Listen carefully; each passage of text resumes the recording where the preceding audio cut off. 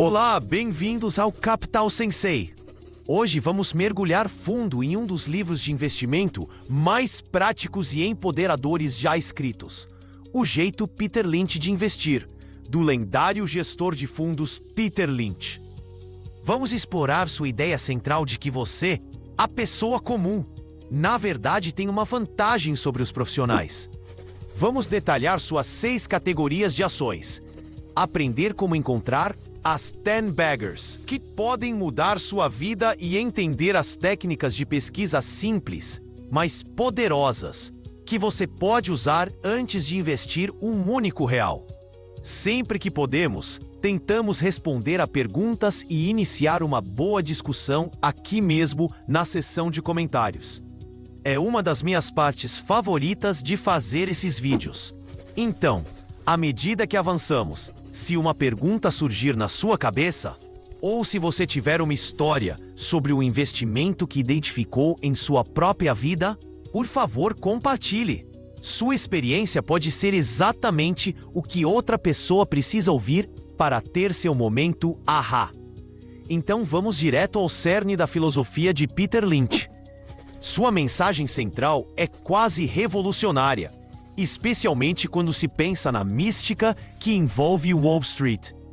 Ele argumenta que o investidor amador, a pessoa comum, tem uma vantagem inerente sobre os enormes e burocráticos fundos de Wall Street. Agora, como isso pode ser verdade? Essas empresas têm exércitos de analistas com PhDs e supercomputadores, certo? Pense da seguinte forma. Imagine que um crítico gastronômico renomado de Nova York voa para sua cidade por um dia para avaliar seu restaurante local favorito. Ele fará uma refeição, tomará algumas notas e escreverá uma crítica. Mas você mora lá. Você comeu lá dezenas de vezes. Você conhece o dono, sabe em quais dias o chefe está inspirado, sabe que eles compram os vegetais da fazenda local e viu a fila na porta aumentar a cada mês. Quem tem a visão melhor e mais completa desse negócio? Você.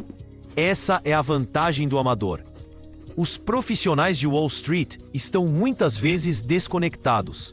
Eles gerenciam bilhões de dólares, então não podem investir em empresas pequenas e interessantes porque isso nem faria diferença para eles.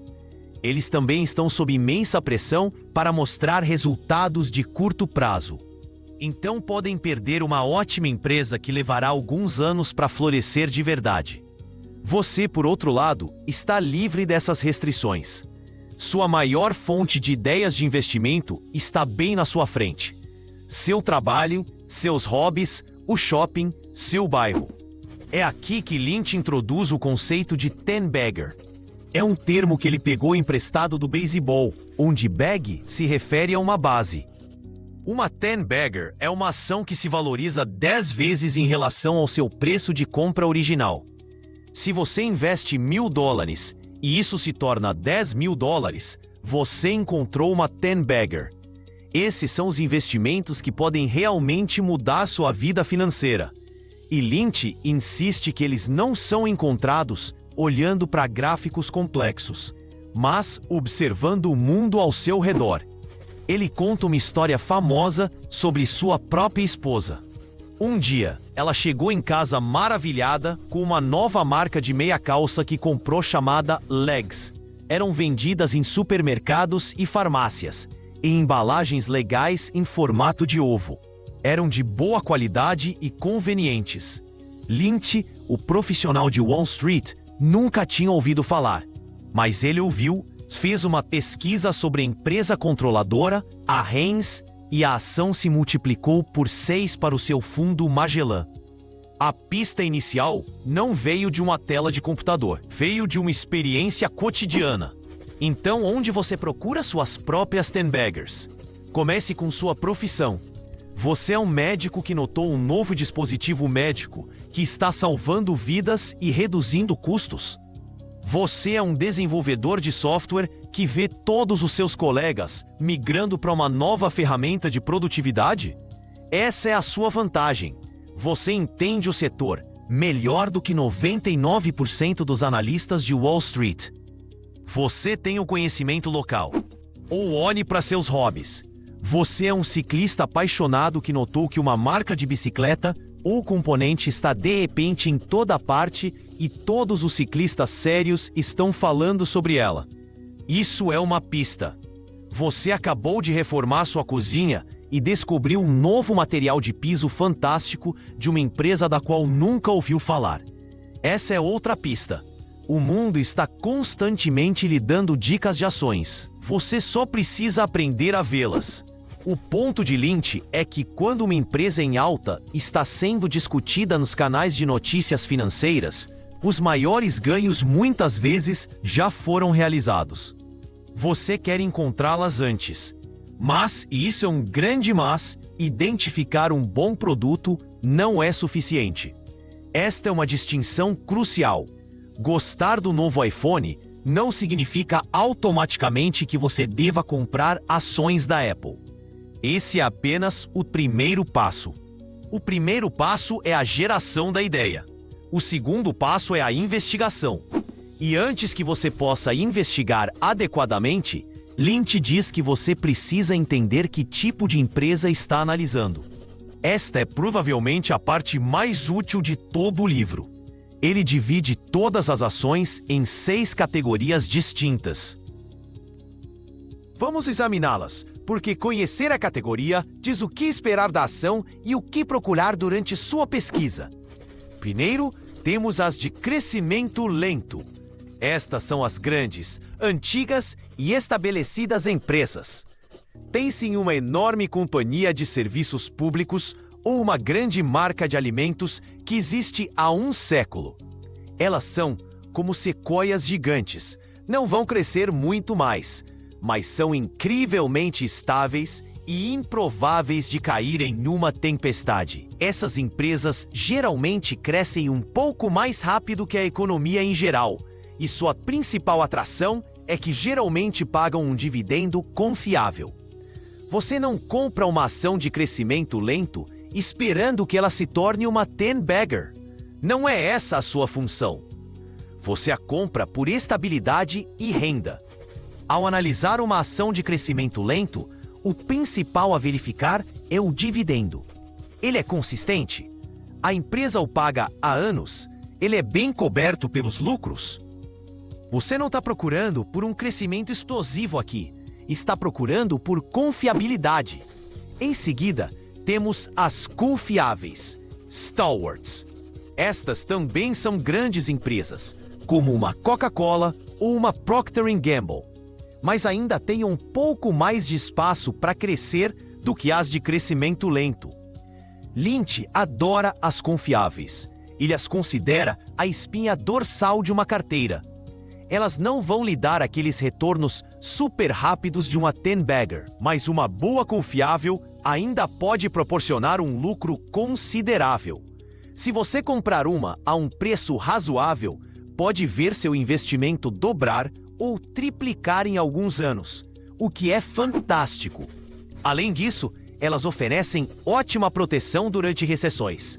As pessoas ainda compram pasta de dente e refrigerante quando a economia está ruim. Ao analisar uma confiável, você quer olhar para sua relação preço-lucro, ou índice PL. Não se assuste com o jargão. O índice PL é apenas uma maneira simples de ver se uma ação está barata ou cara em relação aos seus lucros. Pense nele como o número de anos que os lucros da empresa levariam para pagar seu investimento inicial. Para as confiáveis, você quer comprá-las quando seu índice PL estiver na faixa inferior de sua média histórica. Você está procurando uma boa empresa a um preço justo. Agora, a mais empolgante, as de crescimento rápido. Este é o território das 10-baggers. Geralmente são empresas menores, agressivas e novas que estão crescendo a taxas incríveis, digamos, de 20% a 25% ao ano. Elas costumam estar em setores em crescimento e estão se expandindo rapidamente para novos mercados. Tem sim uma pequena rede de restaurantes de sucesso que está apenas começando a abrir filiais em outros estados. É aqui que você pode encontrar aqueles retornos que mudam a vida. Mas com grandes retornos potenciais, vêm grandes riscos. As de crescimento rápido são voláteis. Muitas delas vão fracassar e quebrar. Para cada Amazon, existem 1000 pets.coms. Portanto, quando você está olhando para uma de crescimento rápido, sua pesquisa tem que ser de primeira. A questão-chave é: elas conseguem manter o crescimento? Você precisa verificar se o produto que as está tornando bem-sucedidas tem potencial de longo prazo. Elas estão expandindo seus lucros enquanto expandem suas vendas? E o mais importante, verifique seu balanço patrimonial. Uma empresa de crescimento rápido com muita dívida é uma bomba relógio. Você está procurando por uma que financie seu crescimento com seu próprio fluxo de caixa. Nossa quarta categoria são as cíclicas. São empresas cujas vendas e lucros sobem e descem em um ciclo regular, muitas vezes previsível. Os exemplos clássicos são companhias aéreas, montadoras, siderúrgicas e empresas químicas. Quando a economia está crescendo, as pessoas compram carros novos, viajam mais e constroem mais coisas. Então essas empresas ganham uma fortuna. Mas quando uma recessão chega, seus negócios podem despencar. O timing é tudo com as cíclicas. É o oposto completo de uma confiável, que você pode comprar e manter. Com uma cíclica, você tem que comprá-la no fundo do ciclo, quando as coisas parecem terríveis e as notícias são péssimas, e vendê-la no topo do ciclo, quando os negócios estão fantásticos e os especialistas estão todos otimistas. É contraintuitivo e muito difícil de fazer. Lynch alerta que investidores amadores muitas vezes fazem o contrário, comprando na alta e vendendo na baixa. Você precisa estar muito ciente das condições econômicas para ter sucesso com elas. Em quinto lugar na lista estão as de reviravolta, turnarounds. São empresas que foram derrubadas, maltratadas e dadas como mortas. Elas foram atingidas por algum problema grave, uma má decisão de negócios, um escândalo, quase falência. O preço da ação desabou, mas há uma chance de uma reviravolta. Talvez tenham uma nova gestão com um plano brilhante. Talvez estejam prestes a ser resgatadas. Talvez tenham vendido uma divisão deficitária e agora estejam focadas em seu negócio principal lucrativo. As de reviravolta não são para os fracos de coração. Elas são incrivelmente arriscadas. Mas se você conseguir identificar corretamente uma empresa que está realmente virando o jogo, as recompensas podem ser enormes, muitas vezes rivalizando com as de crescimento rápido. Ao olhar para uma de reviravolta, a primeira coisa a descobrir é como elas vão sobreviver. Verifique seu caixa e sua dívida. Elas têm dinheiro suficiente para executar seu plano? Então, qual é o plano? É crível.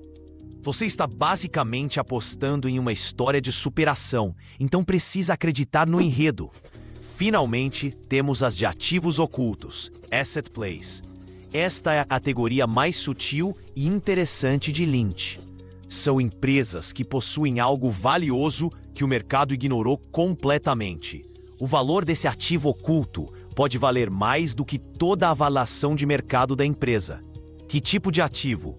Pode ser qualquer coisa. Pode ser imóveis. Uma empresa de varejo em dificuldades pode ser dona de todas as suas lojas. E o terreno em que elas estão, de repente, vale uma fortuna. Pode ser dinheiro. Lynch conta histórias de encontrar empresas que tinham tanto dinheiro no banco que, se você subtraísse o caixa do preço da ação, estava essencialmente recebendo todo o negócio operacional de graça. Pode ser uma marca valiosa, uma patente ou até mesmo uma divisão oculta que é incrivelmente lucrativa, mas ofuscada pelo resto da empresa em dificuldades. Encontrar ativos ocultos requer um verdadeiro trabalho de detetive, vasculhando os relatórios financeiros de uma empresa, especificamente o balanço patrimonial. É como uma caça ao tesouro. Então, uma vez que você encontrou uma empresa promissora, e identificou a qual dessas 6 categorias ela pertence. Qual é o próximo passo? Você não pode simplesmente comprá-la. Lynch é inflexível sobre isso. A ideia e a categoria são apenas o começo. Agora você tem que fazer sua lição de casa, ou o que ele chama de chutar os pneus. E ele fornece um exercício simples de 2 minutos para começar. Antes de se perder nos números, faça a si mesmo 2 perguntas. Primeiro, qual é a história desta empresa? Em 1 ou 2 frases simples, explique por que você acha que este é um bom investimento. Se você não conseguir fazer isso, não a entende bem o suficiente. Segundo, o que precisa acontecer para esta empresa ter sucesso? E quais são as possíveis armadilhas? Isso o força a pensar no cenário otimista e no pessimista. Por exemplo, para uma de crescimento rápido, a história pode ser: esta empresa faz o melhor queijo vegano, e à medida que mais pessoas adotam dietas à base de plantas, suas vendas vão explodir. A armadilha? Uma grande empresa de alimentos como a Kraft poderia lançar um produto concorrente e esmagá-los. Pensar sobre isso lhe dá uma imagem muito mais clara. Após o exercício de 2 minutos, é hora de olhar alguns números. Mas Lynch insiste que você não precisa de um diploma em finanças. Você só precisa procurar por algumas coisas importantes. Já mencionamos o índice PL. Para a maioria das ações, você quer um PL que seja razoável para sua categoria e sua taxa de crescimento. Uma métrica lynchiana muito útil é o índice PEG. Você pega o índice PL e o divide pela taxa de crescimento dos lucros da empresa. Um índice abaixo de 1 é geralmente considerado bom. Sugere que você está pagando um preço justo pelo crescimento que está obtendo. Em seguida, e isso é criticamente importante, você tem que olhar a dívida. Lynch tinha uma forte aversão a empresas com muita dívida. Uma empresa com um balanço patrimonial limpo, ou seja, com pouca ou nenhuma dívida, pode sobreviver a tempos difíceis. Uma empresa carregada de dívidas pode ser aniquilada por um pequeno soluço em seus negócios. Você pode encontrar isso no balanço patrimonial da empresa em seu relatório anual. Você não precisa ser um contador. Apenas compare a dívida total com o patrimônio líquido ou os ativos totais da empresa. Se a dívida parecer alta, tenha muito cuidado. Outra coisa a procurar é o caixa. A empresa gera caixa? Isso é diferente dos lucros. Os lucros podem ser manipulados com truques contábeis, mas o caixa é rei. A demonstração de fluxo de caixa de uma empresa diz de onde seu caixa está vindo e para onde está indo. Uma empresa saudável deve gerar caixa de suas operações principais, não apenas de empréstimos ou venda de ativos. Muito caixa é uma enorme almofada de segurança. E não se esqueça da história. Os números são um retrato do passado e do presente, mas a história é o que lhe diz sobre o futuro. Quais são os planos de crescimento da empresa? Eles estão abrindo novas lojas? Lançando novos produtos? Expandindo para o exterior? Leia o relatório anual da empresa, especialmente a carta do CEO aos acionistas. O CEO parece transparente e realista ou está cheio de conversa fiada e jargões? Um pouco de bom senso ajuda muito aqui. Então digamos que você fez tudo isso. Você encontrou uma ideia em sua vida cotidiana. Você categorizou a ação. Você fez sua lição de casa, verificou as finanças e entendeu a história. Agora você está pronto para construir uma carteira. Lynch não é fã do que ele chama de priorificação, diversification. Possuir tantas ações que sua carteira apenas espelha o mercado. Ele acredita que você só deve possuir tantas ações quanto puder acompanhar razoavelmente. Para a maioria das pessoas, isso provavelmente fica entre 5 e 15 empresas. A cada trimestre, quando essas empresas divulgam seus relatórios de resultados, você deve ser capaz de dedicar alguns minutos para verificar cada uma. A história ainda está intacta? A de crescimento rápido ainda está crescendo rápido? A de reviravolta começou a virar? Se você possui 50 ações, não consegue fazer isso. Sua carteira se torna um jardim. Se você tem plantas demais, não consegue regar e capinar todas adequadamente. É melhor ter um número menor de plantas às quais você pode dar sua total atenção. Isso nos leva a uma das perguntas mais difíceis em investimentos: quando vender? As pessoas erram isso o tempo todo. Elas vendem seus vencedores muito cedo para garantir um pequeno lucro e se apegam aos seus perdedores, rezando para que eles voltem.